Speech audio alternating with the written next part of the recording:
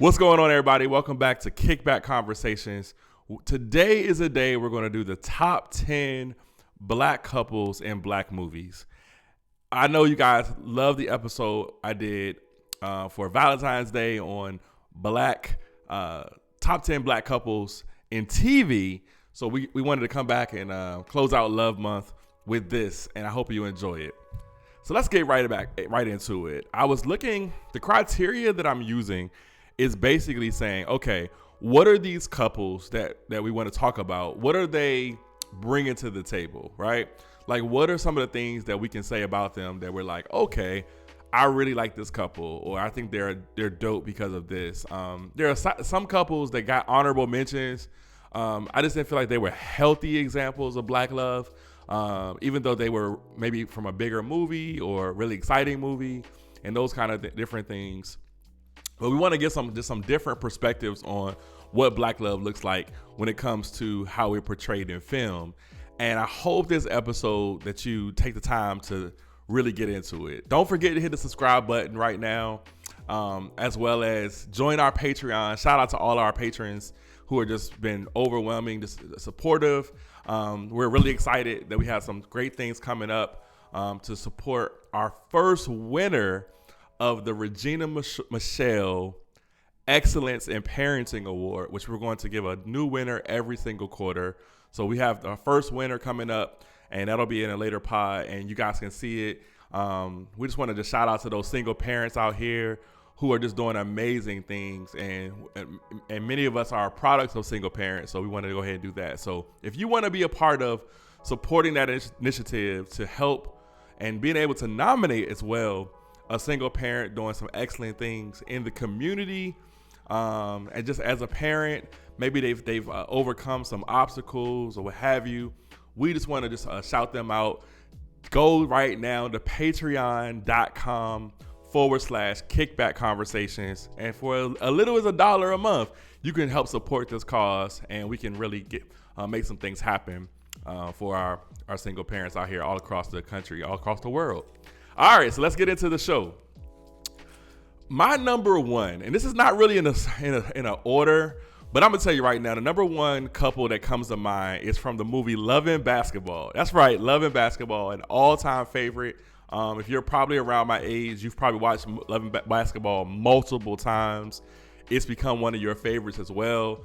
So we got to shout out Quincy and Monica. Quincy and Monica from Love and Basketball were an amazing couple that started their relationship, or just of just understanding each other at a very young age as kids, seeing that they were next door neighbors, seeing that they were competitive when it comes to basketball.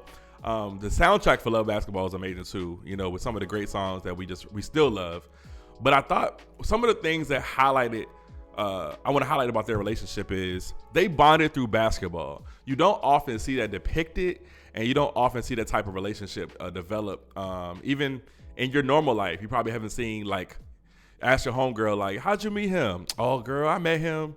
We were both playing ball and we just hit it off. Like, that doesn't happen all the time. So I thought that was a unique thing of them growing up, both basketball stars in their own right, and bonding through the game of basketball. I thought that was dope. The other thing was she was there for him when his parents were having arguments. When the father was out here, not treating the mother well and acting right, Monica was there to hold him down. And I love that she had this level of nonverbal communication when it came to that. She was so good at just he just knocked on her window one night and she didn't say nothing. She was just like, come on in. Like, I got you. I understand, And I think that's a really beautiful part of love, when you're so connected with somebody that from a nonverbal standpoint, you just connect with them and they know exactly what it means, what it is, and you kind of go from there. So I just thought that was a really cool thing to see in this episode. In this movie depicted, that nonverbal communication that Quincy and Monica had. And at the end, her saying, I'm going to play you for your heart. I feel like that was a big deal, because you don't often see depicted where a woman is putting herself out there like that, and taking that leap and saying, look, I want to be with you. You know what I mean? I'm putting my pride aside. I want to be with you. And oftentimes it's like, girl, let him go. You know how many other brothers out here for you or whatever. But I feel like, she really, saw a future with him and all they had been through, and the relationship and the competitiveness that they had, like, play me for my heart. I thought that was a really, really interesting part. And I always heard a comedian have a joke about that, saying that his ex-girlfriend, used to like want to reenact, different movie scenes. And she came over his house at 3:00 in the morning talking about play me for my heart. He said, I beat her 13-0. I said, girl, leave me alone. This is over. So a little fun with it. Loving basketball. Probably my all-time favorite black couple depicted on film. Sanaa Lathan is just, I'm still looking for a girl next door that looks like Sanaa Lathan. I haven't seen any of my neighbors growing up. They weren't Sanaa Lathan. They were nice people, but not Sanaa Lathan. So she was just amazing in this role. I think it really depicted her. Omar Epps did an amazing job as well. So I love their relationship in it. All right, so number 2, one of you guys' favorite movie, because I hear this from a lot of my black women friends over the years, is Love Jones, Darius and Nina. Darius and Nina's relationship was kind of complicated. I think it depicted somewhat a level of young love, where it was, the movie itself was just very sexy with the jazz and all that kind of stuff.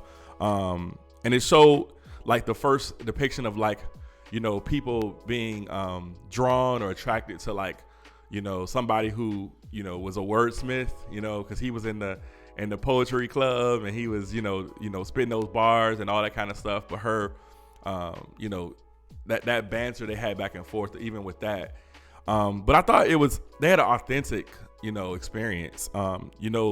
Like he was playing, they were kind of playing games with each other, trying to test each other. She's talking about, I'm going to go see my ex and all that kind of stuff. I think it was kind of a young, complicated love, that when you saw that they were just trying to play games, and sometimes rather than just being mature about it and saying, yo, I like you, I really love you, I care about you, I want to be with you, let's make this work, let's figure it out.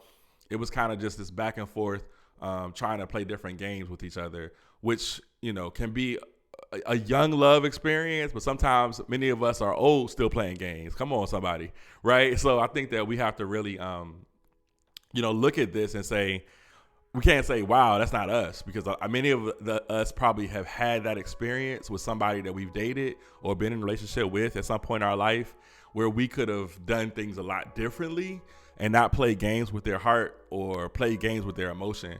But I think the poetic nature of Darius and Nina's relationship was really, really amazing, of how they did poems for each other and that kind of stuff like that, which I think was, just one of our all-time favorite black couples depicted on film. All right, my number 3 is one of my all-time favorites. I did a pod last year on this, Queen and Slim. Queen and Slim, I know some of y'all didn't get it. Some of y'all like, oh, that movie was not all that good or whatever. I don't know what y'all watching. Go back and rewatch it, because what I saw from Queen and Slim, from a first date that went wrong, we also saw depicted they met online, right? Which a lot of people are doing online dating these days. And I think the thing that I saw that was really unique was, like, any moment they could have been killed, but like they learned to cherish every moment and the small things. Like, it went from them not getting along, not being on the same page, to her saying, talking about being each other's legacy. You know what I mean? And I just think that it showed very, very quickly how things can turn, how things can change. And sometimes when you are in a relationship and somebody goes through a traumatic experience with you, you start to see how the relationship can be tested, and somebody has your back 100,000%. And I don't think it's anything sexier than to know that somebody has your back, that when you get tested or they get tested in that relationship because of circumstances or what have you, like, that you are just there for each other. And I think Queen and Slim was a beautiful story of that, even though it was a tragedy. It showed, like, I'm having your back, and it was kind of like a parallel to us as black excellence or black couples, relationship goals, whatever you want to call it, of just trying to understand that no matter what we face in any given day, any given season, we have to have each other's back until the end, you know. And even though he was Slim, he really was a king. So it was queen and king, you know what I mean? So shout out to all my queen and kings out there. You know, Queen and Slim, I really enjoyed that movie. So I want to know in the comments what you guys feel so far about the ones we listed. Number 4 was Dre and Sid from Brown Sugar, right? A movie that we probably have seen a couple times too, with Taye Diggs and again Sanaa Lathan. And I think that their characters in that were, you know, they were just lifelong friends, and they bonded through music. You know, their language they spoke was hip hop, right?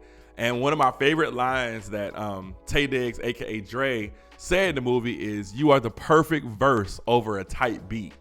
Right? And she got a little, you know, it was like a little shiver, right? You know, that really connected with her. And I felt like, you know, their love in that movie was authentic, and it showed how people have a connectivity of music, right? How many times have you met somebody that you just had a strong mutual interest, and you guys could talk for hours about that interest, whether it be music, you know, whether it be politics, whether it be your faith, whether it be travel, whatever it may be. Like, you just had like a really strong, keen interest, and this person could just connect with you on that level. And I think that's what this movie depicted. That was very unique, very beautiful to see in Brown Sugar, right? And anybody who knows anything about Thanksgiving in a black household, the brown sugar is coming out, right? The brown sugar is essential to a complete meal. Come on, somebody, right? So I just love the brown sugar relationship between Dre and Sid in this, you know, in this movie, depicted in this movie. So that's my number 4. Number 5, I got Akeem and Lisa. We know Coming to America 2 is about to come out. We're really excited about it. It's been a long time since we've seen it. Coming to America has so many different references that, you know, many people say it might be probably the most beautiful and funny black comedy of all time, which I would not stand in the way of that, because I think it is. It was a comedic genius by Eddie Murphy with all the characters that he played. But I think sometimes that the love story of Akeem and Lisa got lost in that. And there's a couple things I wanted to point out to you guys. I don't know if you guys really thought about. One, I think that like Akeem and Lisa showed 2 different class levels, right? Akeem was filthy rich, who wasn't really trying to like live like that anymore. He was like, I want something authentic. I don't want nobody for my paper. You feel me? Like, you know what I mean? Like, I don't care about I'm the prince and all this other stuff. I just want to like find love. You know, he was like LL Cool J. I need love, right? And Lisa, even though she was not, you know, broke, her dad was, you know, a franchisee of McDowell's, you know, a knockoff of McDonald's. They were just not in the same level as far as like what his experience growing up was and what hers was. She was the princess of McDowell's. My man was the princess of a country. You feel me? You know what I mean? A prince of a country. So they, you know, they were in the same game. They just weren't balling the same. And I think that was a different element that you saw when it came to their relationship. You know, 2 different economic levels. But the other thing was the cultural levels. You know, Lisa living in the United States, you know, growing up in an urban environment, you know, all that kind of stuff, where Akeem growing up as a, you know, an African man from Africa who probably didn't understand a lot of the references and things going on. So it kind of showed that difference of like them both being black, but their black experience was different. You know what I mean? And because of their culture of how they grew up in the different countries they grew up in. So I think hopefully in the next film, it'll be depicted of how beautiful that is, of them continuing to teach each other.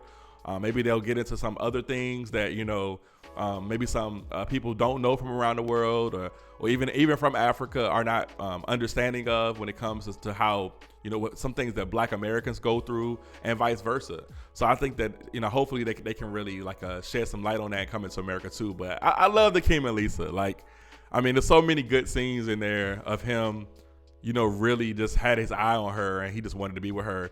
Even though the sister was low-key trying to get with him. You know, that's another dynamic right there. I don't know, ladies out there, how many times your sister or your cousin or your homegirl tried to get with your man on the low. But it was depicted in Coming to America. You know what I mean? Watch out for the sister. All right, y'all. My number 6 is one that you might not have seen coming. but it's one of my all-time favorites. It's Marvin and Gloria from Waiting to Exhale, right? So Marvin was played by the late great Gregory Hines. Gloria played by Loretta Devine. And I think what I love about Loretta Devine is her, like, she's everybody's auntie, right? Like, she's everybody's like mama at work, right? Like, she's everybody's like you have a Loretta Devine in your neighborhood or in your family, or she's a coworker, or she's a lady from your church. Like, Loretta Devine is so relatable. I just feel like I don't know her, but I feel like she can make a good sweet potato pie. You know what I mean? Like I don't know her, but I believe that she got some wisdom to drop on your boy. You know what I mean? And I think I love depicted in the film that scene where she was like, you know, I got some leftovers. You know, you want to stay for dinner? To Gregory Hines' character Marvin, and he was like, yeah, you know, I would love to, but I can't. And she was like, you know, I probably shouldn't be eating this anyway, as big as I am. And my man had the best line of all. Marvin said, Gregory Hines' character said, my ex-wife was your size. I like a woman with some meat on her bones, right? Yeah.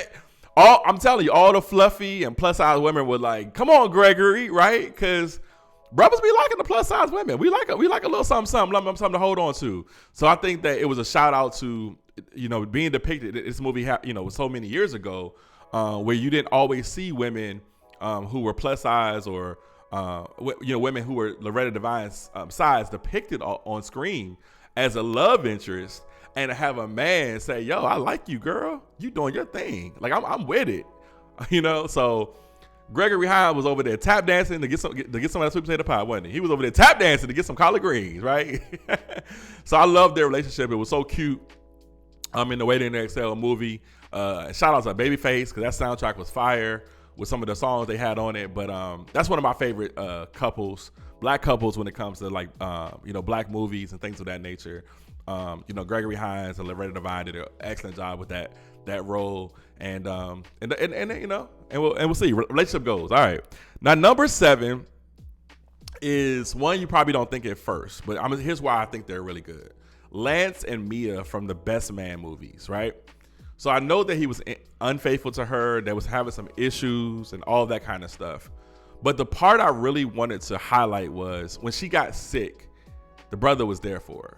You know what I mean? She was there for her. He didn't just leave or do that. Like, it seemed like it almost got them closer. It seemed like all these years, the woman that he kind of had underappreciated in many ways, he was now capable of appreciating and wanted to be there for her, to help her through her sickness. And I think that that was a beautiful thing, that to see them, because I think there's a lot of people who in relationships, they've gone through that, where it's like, you know, their partner gets sick, their partner has an ailment or what have you, and, you know, they have to step to the plate, they have to do things they were not normally doing, helping more with the kids, you know what I mean? Helping more with, you know, when that person can't sleep at night, you know, getting them medicine, taking care of them, just doing all kind of things like that. And that's love, and that's partnership, and that's marriage, and it's depicted in a beautiful way. And I'm glad that we got a chance to see that on screen, to see that in the Best Man movies, you know, in those kind of things. You know, Best Man Holiday, of course, had that amazing scene where they had, you know, New Edition, Can You Stand the Rain, you know what I mean, and all that kind of stuff. Because it's a fun movie. But that was my highlight, seeing that from a relational standpoint, of seeing Lance and Mia develop their relationship in a different way, you know, as he took care of her and she was there for him and that kind of thing. All right, now number 8 is Kaz and Noni, a movie I actually watched recently again, Beyond the Lights. I know some of you guys have not seen it. I recommend you see it. I really love Beyond the Lights. I like the song Blackbird that was depicted in it. It was really cool. But the thing that it illustrated in the movie was them both seeing each other for who they are, right? And a lot of times people will get into a relationship with you or date you, but they don't really see you for who you are, right? They see you for the person they want you to be, or they see you for one side of who you depicted to them. But I don't know if they've always seen you for who you are, and I think that this movie depicted that. It was, you know, Kaz was played, you know, was played by Nate Parker, and he was a cop and everything, and he saves her from her committing suicide. And the crazy thing about it, he was not like really into her as a pop star and all that. He didn't really care about the glitz and the fame and the fortune of her. He really liked her for her. And I think because she was in that life, she was so used to everybody wanting something from her, right?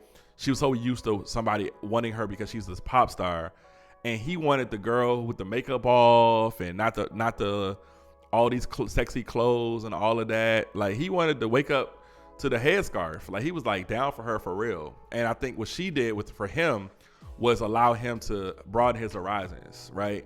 And to dream a little bit bigger than what he was doing at the time. And I think they were a great illustration when others don't support your love as well, because I feel like they had this love that everybody was not down for. Her mom, his dad, like, they didn't have a lot of a support system where people were just happy for them. And a lot of you guys have been in relationships. I know for sure I've been in one where, it's just where everybody's not happy for you. Everybody's not cheering you on. I remember a family member telling me that his wife's parents did not like, don't marry him. You don't marry him, and they've been married for decades now, happily. And I think sometimes people don't always see what God has for you. And they don't always see, because they might have a motive of their own, or they want to protect you, or they're overly protective of you. But they ended up being really good for each other, and he was allowing her to be her, and her music to come out, her image to come out the way that she really wanted it to be, and she was able to help him be himself as well. So their relationship actually helped each other become the best versions of each other's selves. So I liked it. Beyond the Lights. Soundtrack's pretty good too. Some really good songs on there. So holla at your boy. Let me know what y'all like about Beyond the Lights, Kaz and Noni. All right. Number 9 is Troy and Sheila from Why Did We Get Married? All right. So, and y'all might not know who that is, but that's the sheriff, Lamont Rucker, and Jill Scott's character, right? What I love about this is he came into her life when she was extremely damaged, right? And he was able to be there for her and just love on her and care for her in a very healthy and authentic way. And many of you guys have dated somebody who has been damaged when you met them, and they needed help. They needed reassurance. Maybe they were very insecure. Maybe they were very just down on themselves. And you came into their life and you were able to be a healthy, a beautiful, best version of yourself to them. And I think that is so cool about this movie that was depicted. Because I feel like Jill Scott's character too, she said, I gotta lose weight, I'm big and all this other stuff. And he was like, girl, we can work out together. He saw the bigger picture. He did not look at her at face value and instantaneously reject her. He saw her heart and who she was. And he was like, if you want to lose weight, then lose it. Let's go. I'll be there for you. I'll help you. I'll work out with you. And I feel like that's a great illustration for anybody.